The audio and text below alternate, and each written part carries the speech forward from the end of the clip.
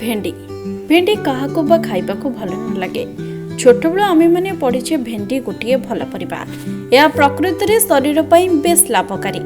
भेंडी रे विभिन्न प्रकार स्वादिष्ट खाद्य करी खाइबा को लोके पसंद करिथांती। आयुर्वेद रे भेंडीर अनेक चमत्कारी गुण विषय वर्णना करा जायछि। एथिरे protein, calcium, fat, carbohydrate, sodium, लोह और फॉस्फोरस भली फायदायुक्त पोषक तत्व भरी रहिछि। यह व्यतीत आयुर्वेद विज्ञान रे भेंडी नुहे भेंडी पानी मध्य स्वास्थ्य पई बेस लाभकारी बोली मन जाय। आपण भाबुथिबे भेंडी पानी कोन? राति 2 ରୁ 3टी भेंडी को काटी एहाको गोटे ग्लास पानी रे पकाई दियंतु। सकाळु एही पानी रो व्यवहार करिबा द्वारा आपणकर केश झड़िबा, पेट जनित समस्या, केश पाचिबा भली समस्या को दूर करिथाय। एही पानी द्वारा कोष्ठकाठिन्यतारु मुक्ति मिलिथाय। यह शरीर पाचन क्रिया करिबारे सहाय्य करिथाय। केश को अधिक समय पर्यंत कला एवं घन रखिबा को चाहुतिले भेंडी पानी पीबा बेस लाभकारी होइथाय। एही पानी रे लेंबू रस मिसाई दिन को 2 थर केश धोइबा द्वारा केश झड़िबा कम होइथाय।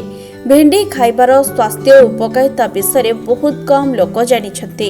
तबे आपण जानि आश्चर्य हेबे जे भेंडी आपणक ओजन कम करिबारे मध्य सहाय्य करे। एही पानी मध्य डायबिटीज रोगीक पई उपयोगी अटे। भेंडी केपरि ओजन ह्रास एवं हार्ट जनित समस्या दूर करे ताहाले आसंतु जानिबा।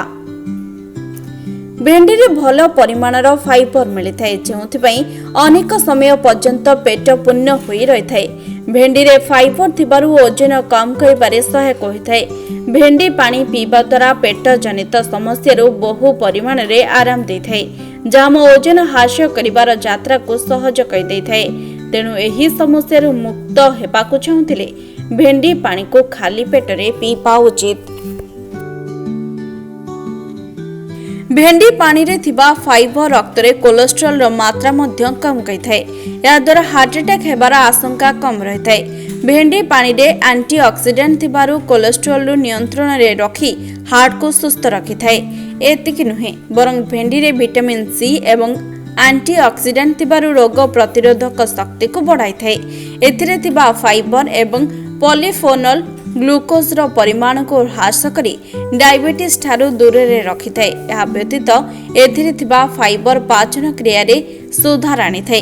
कोष्ठकाठिन्य भली समस्या रो मध्य मुक्त करिथाय, जहा पेट फुलिबा समस्या रो मध्य मुक्ति देइथाय।